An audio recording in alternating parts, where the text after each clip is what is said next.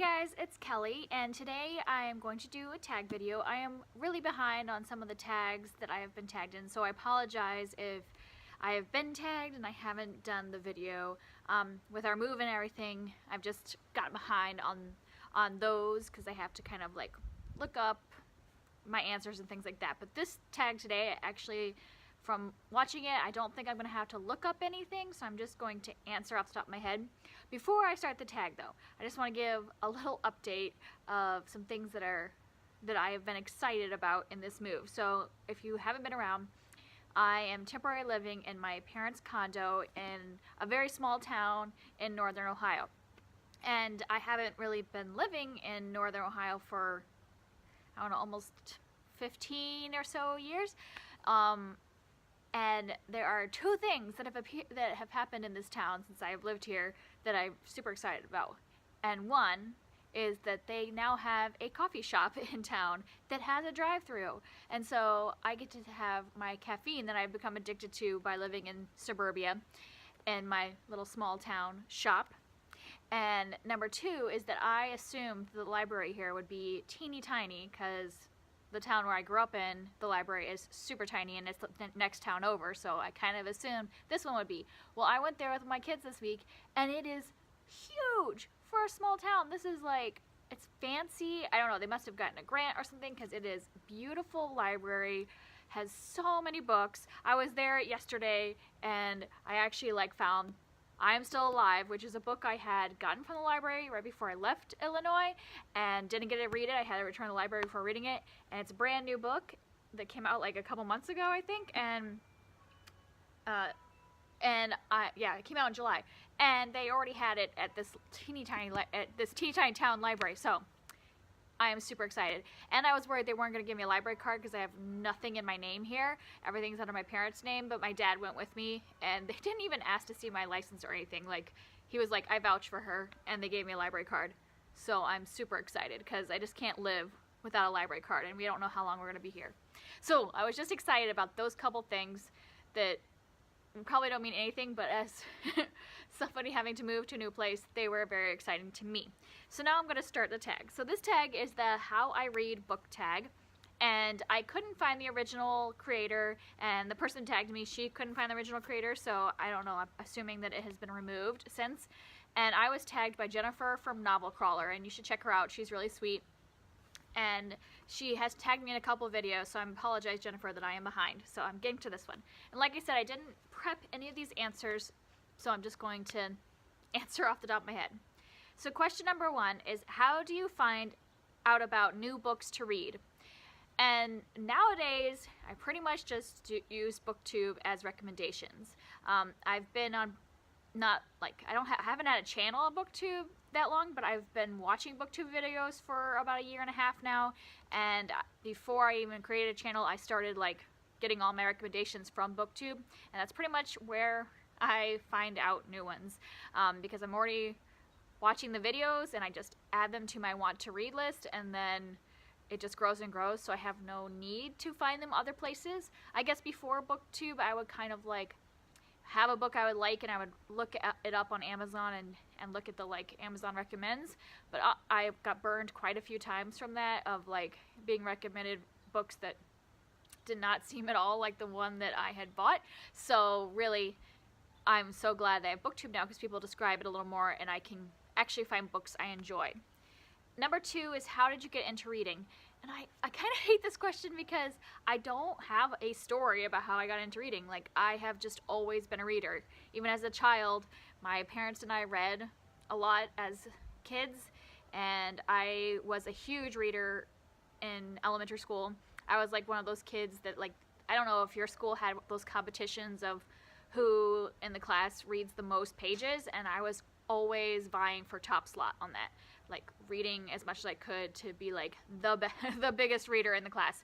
And I remember specifically in 6th grade, there was a boy who, he and I were neck and neck, and then he decided to read the Jaws books. And I'm seriously, kid, those books are huge. And so he got in front of me on the most pages read, and as a 6th grader, that crushed me because I was that was my ambition. But I've just always been a reader, so have continued throughout my life, tastes have changed, but I've always read. Number 3, how has your taste in books changed as you've gotten older? And my tastes have changed quite a bit. I still have a very wide variety of books I like to read now, but one way I've noticed they've changed is that it's kind of funny. I'm the opposite of most people. I read more YA now than when I was of the age to read YA. And a lot of that is because of the genre itself. I was a teenager in the late 90s, and that was a time when there wasn't really a YA category. I mean, there were books written with teen characters, but the YA genre was not what it is today. And so I just read mostly adult books when I was in high school. I read a lot of Michael Crichton and James Patterson and Iris Johansen and all these like adult kind of mystery kind of authors, some sci-fi, stuff like that, because I guess Michael Crichton is sci-fi. And so I read a lot of those authors, and then as I got older and YA became a bigger genre, I started reading it more just because I like books that deal with pivotal points in your life, and that's why I also like middle grade. Middle grade, you're going through like puberty, learning about yourself, and in high school you're also figuring out where you belong in the world, and so I just really enjoy books that are at pivotal points in your life. And also, as now that I'm an adult, I don't necessarily like adult books that focus on things like marriage and kids, because that's my day-to-day life, so I don't necessarily need to read it, which is opposite of most people. A lot of people want things that mirror their life so they connect with the characters, but I want to live vicariously, or like, I don't know if that's the right, because I don't want to go back to high school, but you know, like, I want to like see somebody else's life. I don't want to see my life mirrored in books. So when I read adult books now, they're often thrillers because they just are exciting. So that's how my tastes have changed, I guess, a little bit, like that I read more YA now than I did before. But I also just like books in a lot of varieties at this point in my life. So that's changed too. I have a lot more variety now. Number 4, how often do you buy books? Well, this has changed a lot for me recently. So I used to only read or buy books every few months. I would buy like a book or two, like if it was a book I really wanted.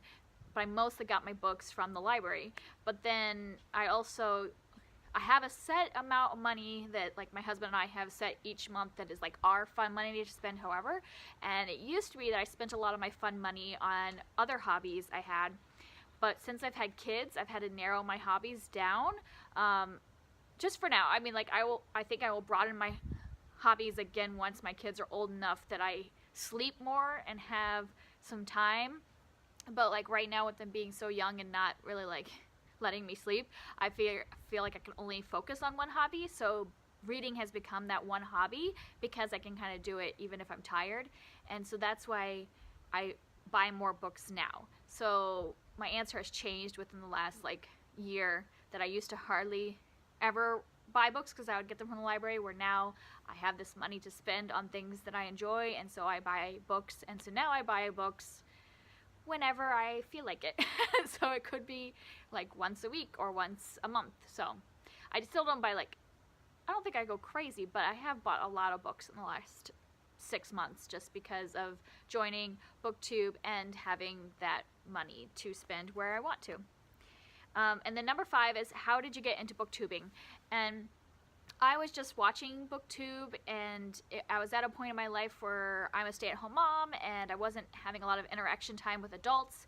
And since my kids are really little, they don't like do adult things.